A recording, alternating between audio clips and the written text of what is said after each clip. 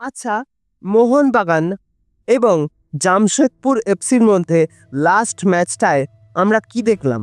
আমরা দেখলাম জামশেদপুর এফসি এমন একটা দল, যে দলটা একটাই পরিকল্পনা নিয়ে খেলে।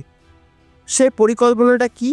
কোনো রকমে যদি একটা গোল পাওয়া যায়, তারপর গোটা টিমটা গোলকিপার বাদে পুরোটাই ডিফেন্স করে।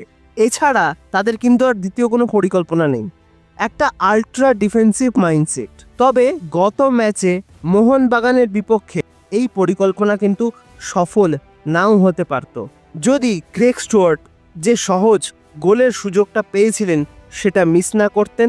যদি একটা গোল হতে হতেও জামশেদপুর এফসি গোলকিপার অ্যালবিনো গোমজের পিঠে লেগে আবার বলটা তিনি ধরতে না পারতেন, তাহলে কিন্তু ম্যাচের ফলাফল অন্যরকম হতেও পারত।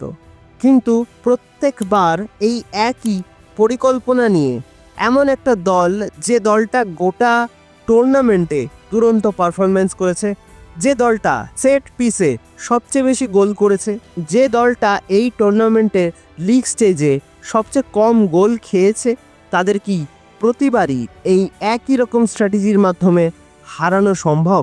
যে দলটার প্রায় প্রত্যেকজন বিদেশি নিজেদের সেরা ছন্দে রয়েছেন, তার প্রমাণ কিন্তু আমরা গত ম্যাচেই দেখেছি।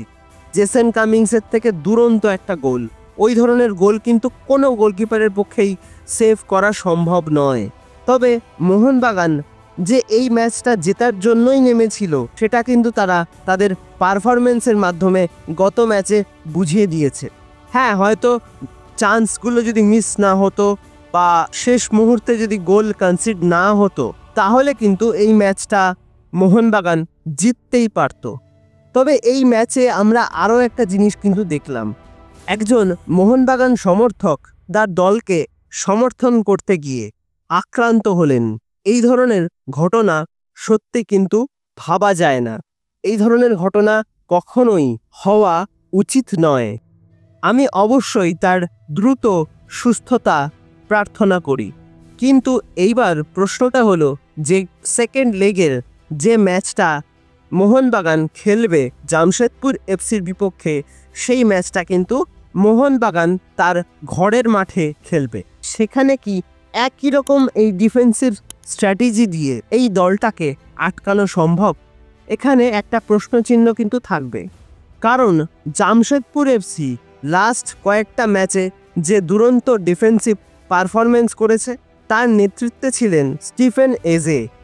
তিনি কিন্তু আগামী ম্যাচটায় খেলতে পারবেন না, এবং তার সঙ্গে আরও একজন ডিফেন্ডার, খুব গুরুত্বপূর্ণ ডিফেন্ডার জামশেদপুর এফসির জন্য, তিনিও কিন্তু এই ম্যাচে খেলতে পারবেন না।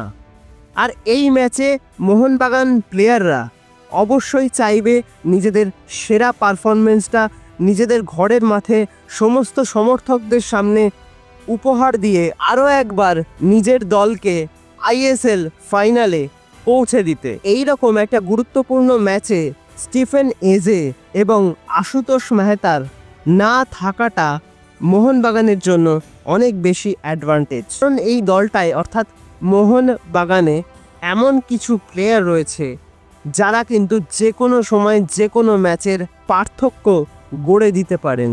আর নিজেদের ঘরের মাঠে এই মরশুমে মোহনবাগানের যা পারফরমেন্স, মরশুমে বেশ কয়েকটা ম্যাচে পিছিয়ে পড়ে যেভাবে কামব্যাক করেছে এই দলটা, তাতে কিন্তু সমস্ত সমর্থকদের এইটুকু ভরসা অবশ্যই রয়েছে যে এই দলটার থেকে আবারও সেই একই রকম একটা প্রত্যাবর্তনের রূপকথা আগামী ম্যাচে নিজেদের ঘরের মাঠে দেখতে পাবে তারা।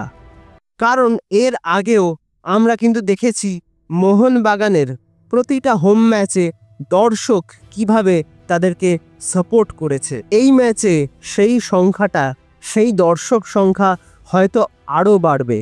আর সেই সব কথা মাথায় রাখলে কিন্তু এইটুকু বলাই যায়, হয়তো প্রথম লেগের ম্যাচটায় জামশেদপুর এফসি এগিয়ে রয়েছে, কিন্তু নিজেদের ঘরের মাঠে মোহনবাগান কতটা ভয়ঙ্কর সেটা কিন্তু আমরা সকলেই জানি।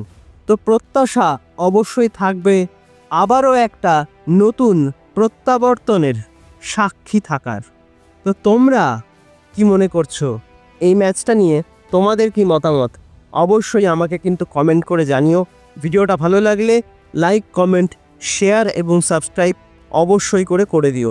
সাবস্ক্রাইবটা করে দিয়ে পাশের বেল অপশানটা প্রেস করে অবশ্যই অল অপশানটাও কিন্তু প্রেস করে রাখবে, যাতে সমস্ত রকম নতুন ভিডিও নোটিফিকেশান তোমরা সবার আগে পেয়ে যাও যখনই আমি কোনো নতুন ভিডিও পোস্ট করব। তো আজকের মতন ভিডিওটা তার এখানেই শেষ করছি।